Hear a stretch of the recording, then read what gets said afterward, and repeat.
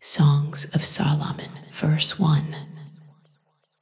The heat of noon and the whisper of the heart, his lips burned my skin kisses. Hot and wet, he's kissing me again and again. Flashed through my head, each touch was sweeter than honey. Intoxicating more than the strongest wine, your tenderness is better than any wine. I breathed out, dissolving in his arms. He smelled luxurious, a thick, heady cocktail of rare oils and perfumes. Your scent is like precious nectar. Your very name is like a poured fragrance. I whispered, inhaling his essence. No wonder all the girls are crazy about you. Let them dream of him. Now he was mine alone. Lead me. I will run after you to the ends of the earth. Passion rang in my voice like a taut string, and he led, firmly, tenderly. The king led me into his private chambers. Dazzling gold, cold marble, flowing silks, all this faded before him. We will admire you, rejoice in you, sing of your tenderness. It is more precious than wine. You are loved by right. I exclaimed, addressing the ghosts of luxury. To the very walls of this palace, I stood before the flawless beauties of Jerusalem, knowing full well that I was different. Girls of Jerusalem, I am dark, but I am beautiful. My beauty was wild, earthly, like the black tents of the nomads in the desert, like the heavy, gold-embroidered curtains in the king's chambers. Do not judge me for my tan. The sun has scorched my skin. The vineyards, my punishment, came to mind. My brothers were angry with me. They made me guard their vines in the scorching sun, but I did not protect my soul. Their eye turned black, and my heart was torn for something else, for someone else. Now, feeling his breath on my neck, I could not stop longing for him. Tell me, you, whom my soul so longs for, where do you pasture your flock? Where do you hide from the heat at midday? I did not want to wander alone anymore. Why should I wander alone near other people's flocks? He heard my plea. His gaze softened, and a barely perceptible smile twitched at the corners of his lips. If you really don't know where to find me, my love, he said quietly, his voice as soft as the rustling of leaves, then just be yourself. Go back to your usual business, where you live your life. Don't look for me in foreign lands or in foreign company. He paused, letting the words sink in. Wait for me there. Be on the alert, because it is there, in your world, that I will come to you. You will know me when you see me. Then he stepped back, and his gaze, full of admiration, slid over me. Do you know who you remind me of? A mare in the chariot of the Pharaoh himself, he said, and there was a fire in his eyes with the same strength, grace, wild beauty. Your cheeks are so beautiful in those earrings, your neck in that necklace. He saw every detail as if it were a jewel. We will make you new jewelry, gold pendants studded with silver sparks, he promised. And there was a desire in his voice to give me the whole world. The air in the hall was thick with aromas while the king sat at the banquet table. My perfume, rare as a treasure, filled the hall with its magical scent. And he was here, nearby, my beloved. You are to me like the most secret fragrance that I wear near my heart, like a precious bottle of fragrance hidden on my chest. He was my most precious treasure. You are to me like a bright scarlet bunch of flowers among green vineyards in fertile valleys. Incredibly bright, alive, desirable.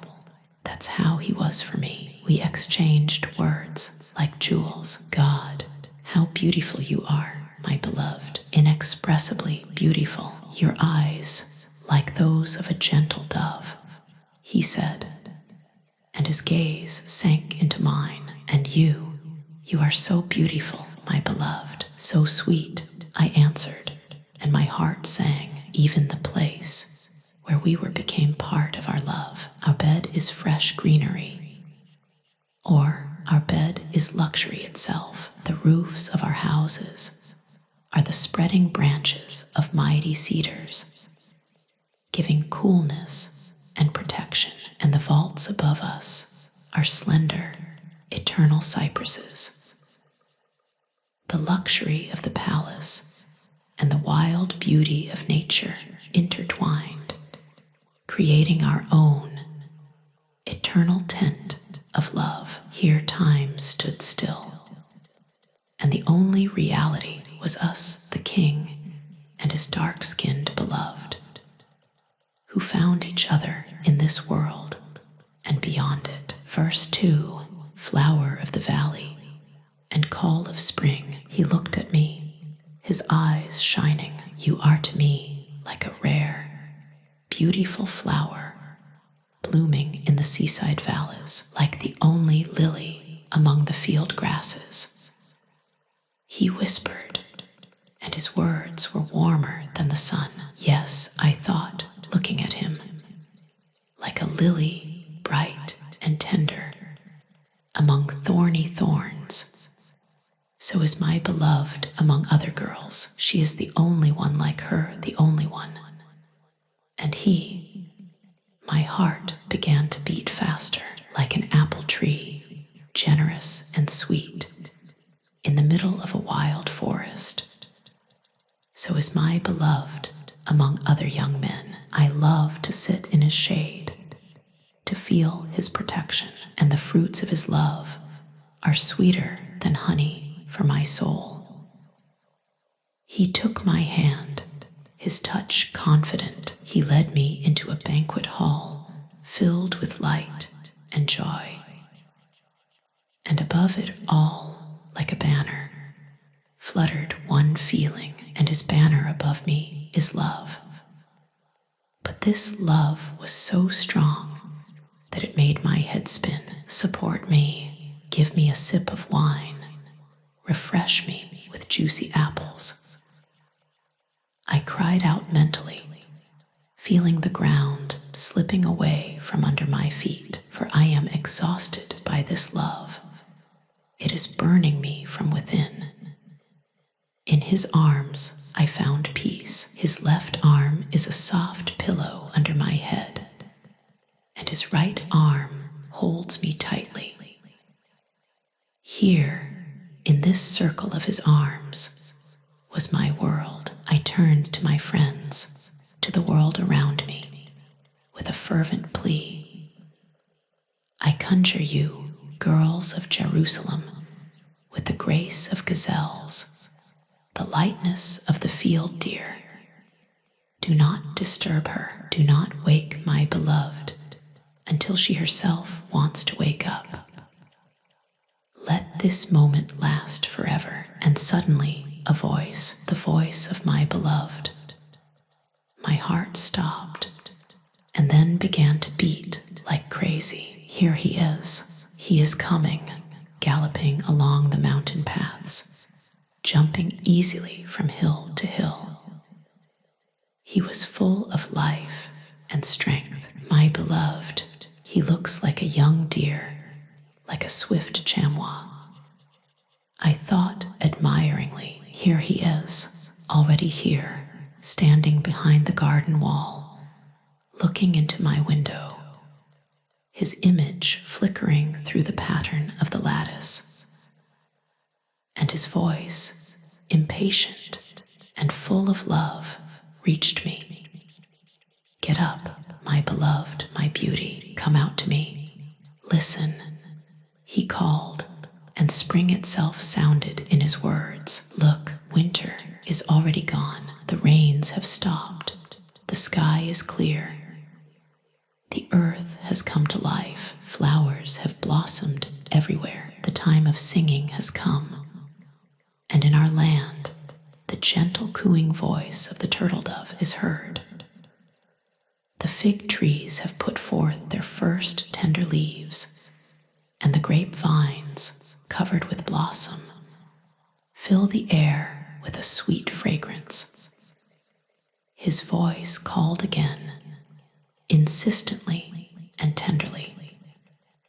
Arise, my beloved, my beauty, come out to me. Do not delay, my dove. He called, imagining me hiding. You are like a dove, hidden in a crevice of a rock, under the protection of a stone ledge. Show me your face. Let me hear your voice, for your voice is the sweetest music, and your face is the most desirable picture. Then his tone changed, became decisive, protective. Catch the foxes for us, those little rascals, those who sneak in and spoil our vineyards when the vines are so beautiful in bloom. It was a call to protect our happiness, our love, from everything that could harm it. My beloved is mine, and I am his. Sounded in my heart like an immutable truth. He pastures his flock among the flowering meadows, among the lilies.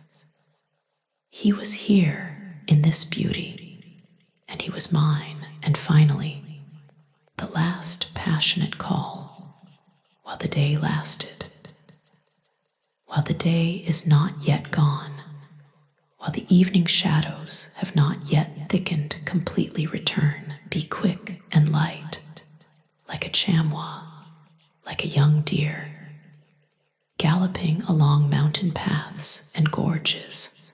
Hurry to me, hurry to me, hurry to me.